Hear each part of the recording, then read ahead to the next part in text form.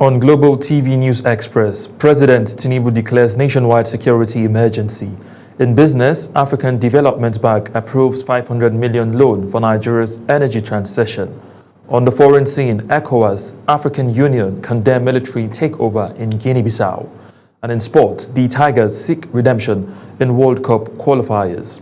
Hello and welcome to all our viewers in Nigeria and around the world to News Express on Global Television, coming to you live from the nation's capital, Abuja. I am Mukhtar Qasim.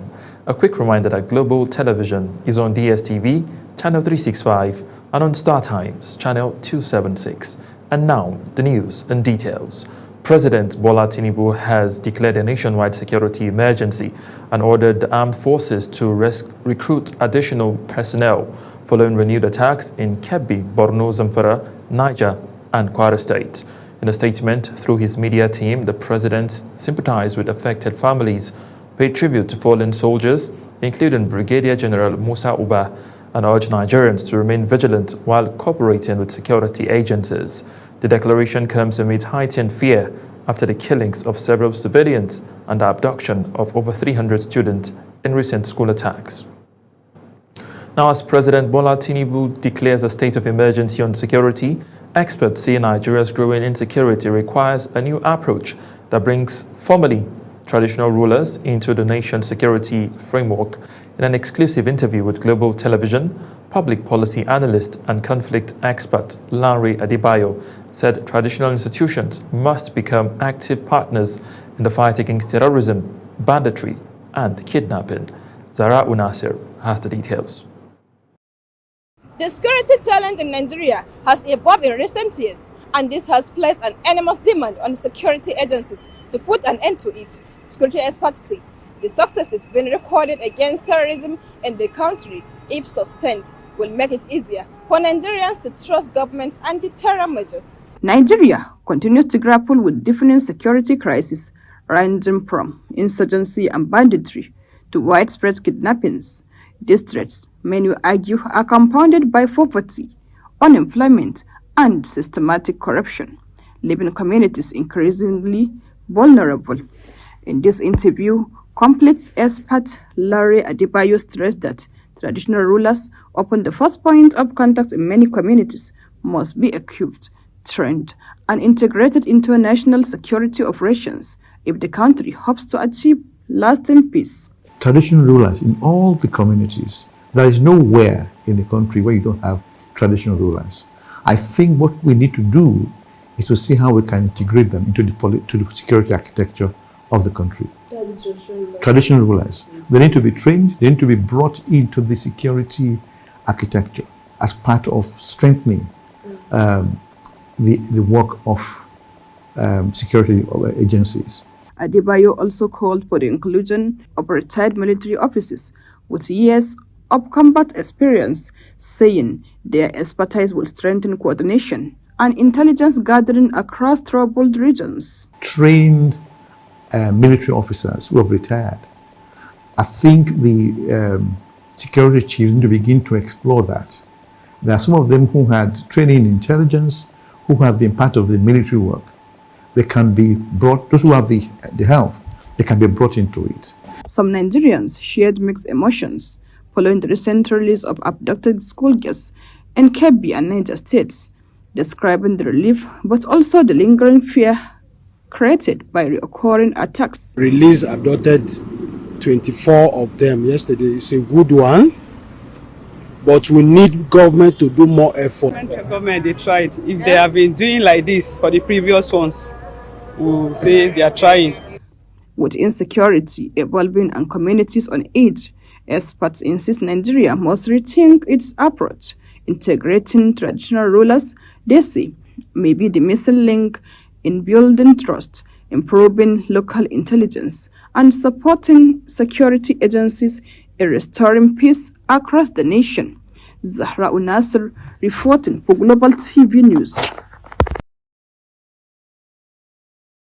Nigeria has condemned the military takeover in Guinea-Bissau, describing it as an unconstitutional change of government that violates the ECOWAS Protocol on Democracy and Good Governance. In a statement by the Foreign Affairs spokesperson, Kimi B. Ebenfa, the government demanded the immediate restoration of constitutional order, protection for detained individuals, and safety for election observers deployed in the country. Nigeria reaffirmed its solidarity with the people of Guinea-Bissau and pledged to work with the ECOWAS and the African Union to ensure a swift return to democratic governance. Meanwhile, the House of Representatives has urged the federal government to activate all diplomatic channels to secure the safe return of former President Goodluck Jonathan, who is trapped in Guinea-Bissau during a military coup while serving on an African ECOWAS election observation mission. Lawmakers made the call during Thursday's plenary after Deputy Speaker Benjamin Kalu raised matter as a matter of urgent importance, prompting House Leader Julius Obonvere to brief members on Jonathan's situation and emphasized that the need also to rescue other Nigerians caught in the unfolding crisis. The House adopted the motion through a voice vote, insisting that Jonathan's safety alongside that of all Nigerian citizens in Guinea-Bissau must be prioritized. The Nigerian Defense Academy has announced the commencement of the application for its 78th regular course opening November 28, 2025 and closing April 30, 2026. In a statement, the Academy Registrar urged eligible male and female Nigerians to apply through the official portal and strictly follow the approved payment procedures. The NDA emphasized that only candidates who adhere to the guidelines will be reconsidered for the rigorous selection process. The Senate has passed a resolution declaring kidnapping as an act of terrorism, mandating that Terrorism Act be amended to impose the death penalty on convicted kidnappers. The resolution followed growing concerns over rising insecurity in Kwara, Kebbi, and Niger State. Senate correspondent Topsy Gimba has the details. Senator Lola Ashiru of Kwara South, who sponsored the motion for urgent federal intervention after recent eruptions, including school children in Kebbi. The Senate also debated reports of soldiers withdrawing from vulnerable areas before attacks. Senator Inaya Abaribe and other senators criticized the government's handling of security, saying the administration must own up to its failures instead of blaming predecessors. The governor of Kebbi said that somebody ordered troops out and people were kidnapped. Till today, nobody in Nigeria knows what happened, and no question has been asked. The commander of that area who ordered that those men be withdrawn, it is to be a national secret to be kept within military cycle. As some lawmakers continue to propagate the claim that security agencies know the locations and motives of bandits, Senator Akpabio condemned attempts to frame the crisis along religious or sectional lines. Families are suffering. Some people are living in their comfort places, making phone calls with these bandits. Can't we identify them? We can identify them. How do we do it? The gadgets were bought for the National Security Advisor. The gadgets were bought for telecommunications. They will be able to tell us where all these people are. In cities and villages. And kidnapping now is one of the best paying jobs in Nigeria. All across.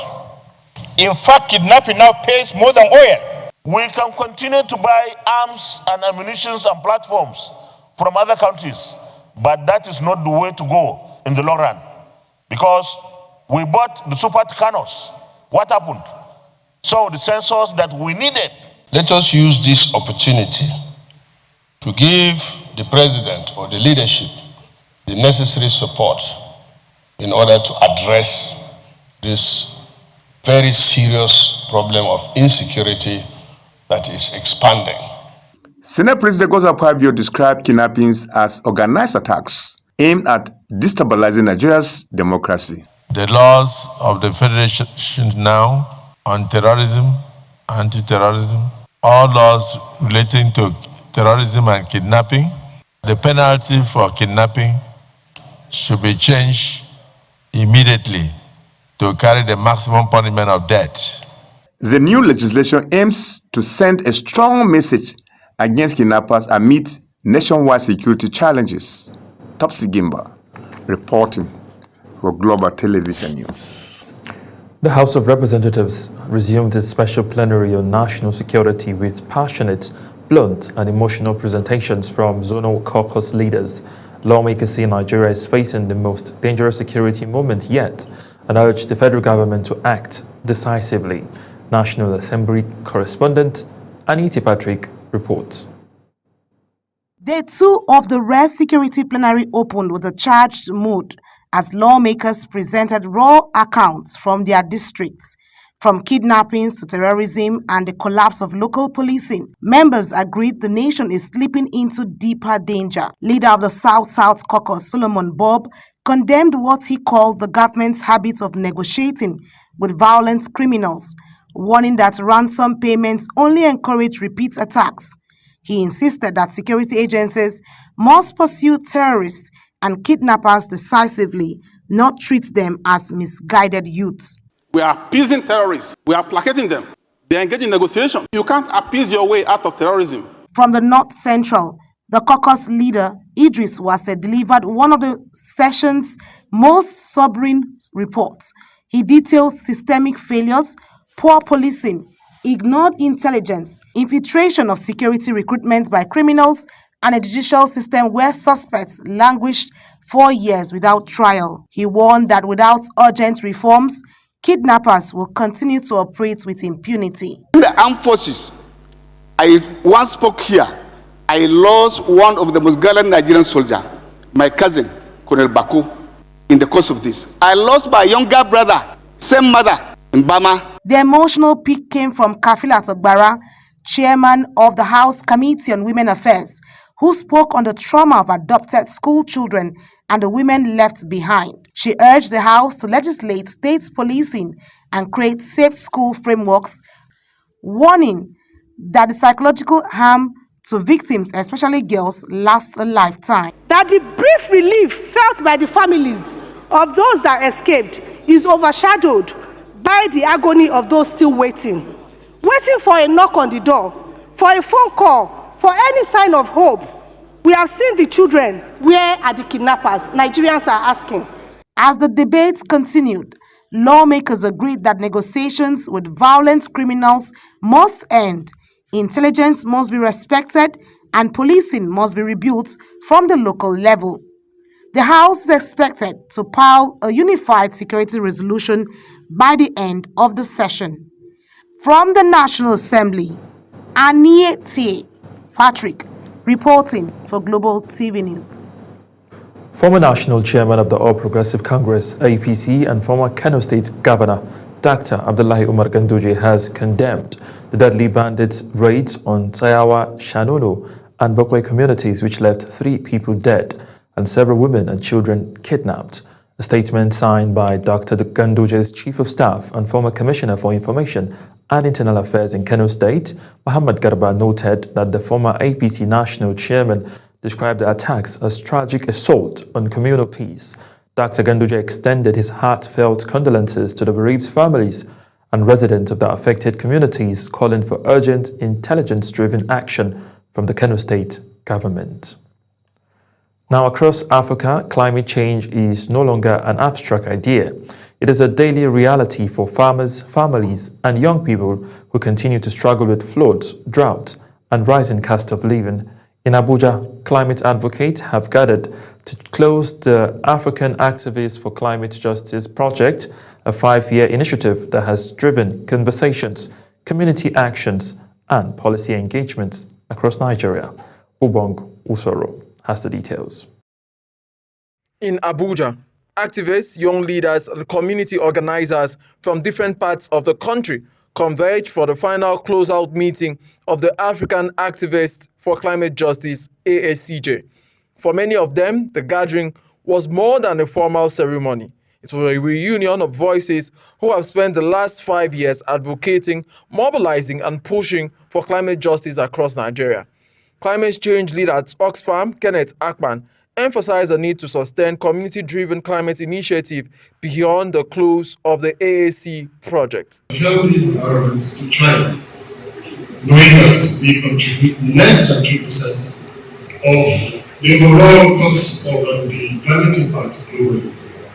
During the meeting, one of the project's partner, David Terunwa, Executive Director of GSEF, commended Adamawa State for its leadership and commitment to climate action and urged other states to take greater responsibility in setting and meeting their climate commitments nationwide.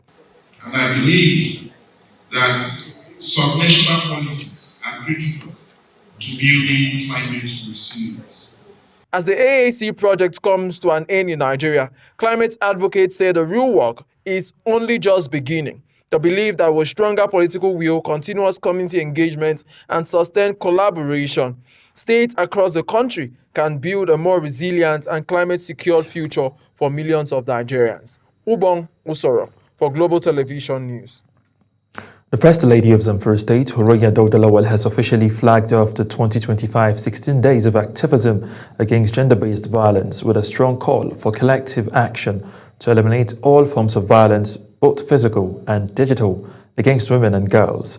She said this year's theme, Unite, End Digital Violence Against Women and Girls, draws attention to a growing and often overlooked reality that online abuse causes psychological, emotional, and social harm.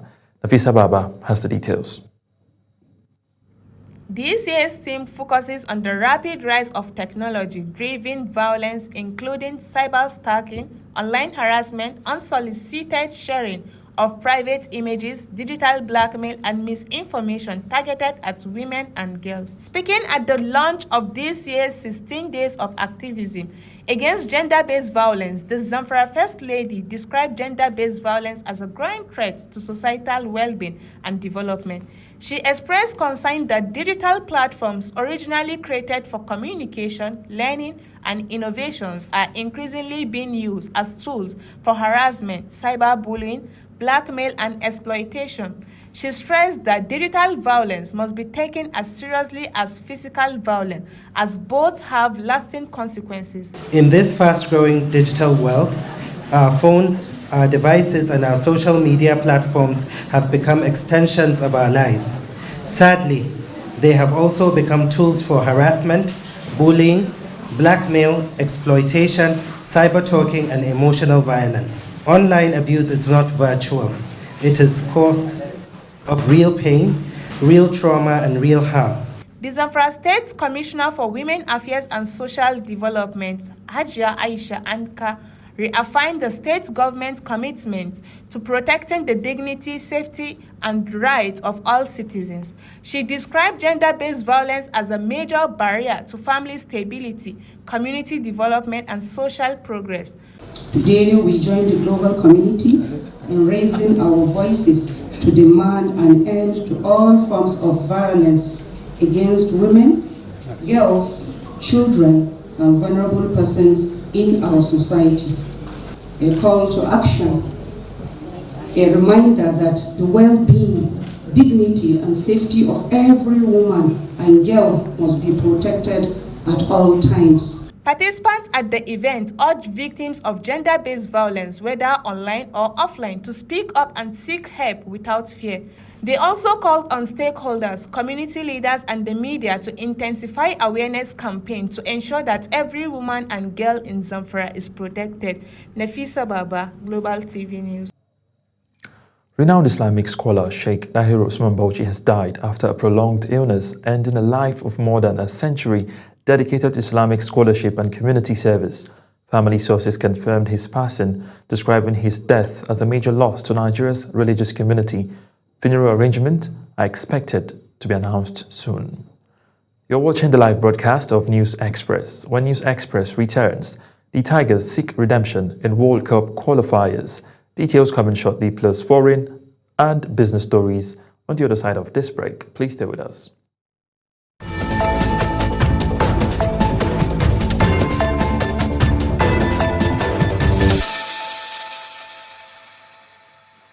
You're welcome back from that break, and now to business news, where President Bola Tinubu has approved a 50 billion naira presidential Catholic seed fund to revitalize Nigeria's seed sector and boost national food security. Vice President Kashim Shettima, represented by Dr. Kingsley Uzoma, announced the initiative at the Seed Connect Africa Conference, where new programs and improved crop varieties were also unveiled. The fund, backed by the NACT Act, aims to support private sector-led seed production and raise certified seed availability by 10% between 2025 and 2027. Still talking business, the African Development Bank has approved a $500 million loan for the second phase of Nigeria's economic governance and energy transition support program. The initiative targets improvement in electricity infrastructure, expansion of clean energy access, and updates on Nigeria's climate commitment for 2026 to 2030. It follows an earlier $500 million support package approved in 2024 as part of Nigeria's long-term energy transition plan. And now to news making rounds on the foreign scene. The United Nations says resurgence in terror attacks and instability, particularly in northern Nigeria, are pushing hunger to unprecedented level. Head of the United Nations World Food Programme Office in Nigeria's north, Emmanuel Benigma, which shared footage of medical treatment and food distribution in the region, noted that hunger is now rising to new levels more than seen in previous years. Here is Uyagbomofwegbe with the rest of the story. The UN agency also stated that nearly 35 million people in northern Nigeria are projected to face severe food insecurity during the 2026 lean season, which stretches from May to September. In Borno State, which has been designated the epicenter of the 16-year-long insurgency, the United Nations said around 15,000 people are projected to reach catastrophic hunger or famine-like conditions. Here in northeast Nigeria, we are witnessing a deterioration of hunger and malnutrition. Insurgent attacks have intensified and communities are carrying the weight of this. Hunger is now reaching levels we have not seen in years. If families cannot eat and fear continues to grow, desperation will take hold. Armed groups can use that desperation to tighten their grip, putting the wider region even at greater risk. The conflict has killed more than 40,000 people and displaced around 2 million others in the northeast, with a spill into neighboring countries. Uyi Agbomofwegbe, reporting for Global TV News. Military officers in Guinea-Bissau have announced that they have taken full control of the power of the country while suspending its electoral process and closing its border 3 years after the West African nation's legislative and presidential elections. Earlier in the day, gunfire was heard near the coup-prone country's presidential palace as men in a military uniform took over the main road leading to the building. Military personnel made the announcement by reading a statement at army headquarters in the capital, Bissau. In the meantime, the African Union, Economic Community of West African States, ECOWAS, and the West African Elders Forum have condemned the military takeover in Guinea-Bissau, calling it a disruption of the democratic process. In a joint statement signed by the heads of the observation mission, including Philippe Nyusi and Goodluck Jonathan, the bodies urged swift restoration of constitutional order. The coup occurred as the nation awaited final election results, with both leading candidates prematurely claiming victory. And now talking sport, where Nigeria's The Tigers begin their 2027 FIBA World Cup African qualifiers today in Tunis, determined to avoid another major World Cup miss following the Super Eagles' failure to qualify. Coach Mohamed Abdulrahman says despite late arrivals and limited preparation time, the squad remains motivated and confident. Nigeria faces host Tunisia in their opening match, with Rwanda and Guinea also competing for the limited qualification spots. Now to football, where Arsenal have defeated Bayern Munich 3-1 at the Emirates, reclaiming the top spot in their Champions League group with a dominant second-half performance. Goals from Urian Timber, Noni Madueke and Gabriel Martinelli sealed the win after Bayern Lennart Karl had equalized. The victory reinforces Arsenal's perfect Champions League form this season. As Global TV News Express comes to an end, here is a recap of our top stories. On Global TV News Express, we brought to you that President Bola Tinubu has declared a nationwide security emergency and ordered the armed forces to recruit additional personnel following renewed attacks in Kebbi, Borno, Zamfara, Niger, Yobe, and Kwara states. In business, the African Development Bank has approved a $500 million loan for the second phase of Nigeria's economic governance and Energy Transition Support Program. On the foreign scene, you heard that the African Union, the Economic Community of West African States, and the West African Elders Forum have condemned the military takeover in Guinea-Bissau, calling it a disruption of the democratic process.